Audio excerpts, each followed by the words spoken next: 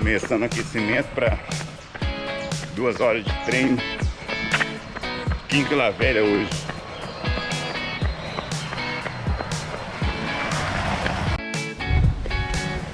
Um infarto num lugar desse te ajuda, né?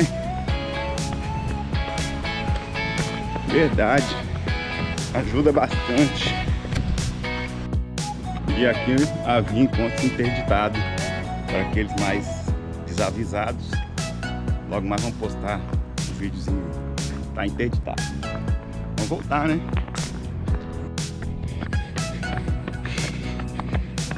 Anima, né? Facilita bastante. Visualzinho desse, hein? Show de bola. Depois do farto, vamos encarar moreno, né? Subidinha. Vamos ver quantas vamos fazer a brincadeira de hoje. O visual ajuda, mas o morro depois do farto dá uma canseira, hein? Tá quase.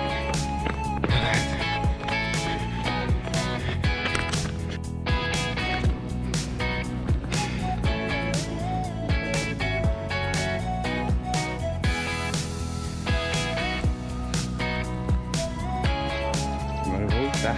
Vamos descer de novo. Vamos mais uma, porque foi só uma por enquanto.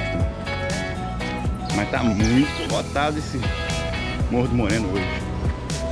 Difícil até pra correr, pra descer. Tá valendo.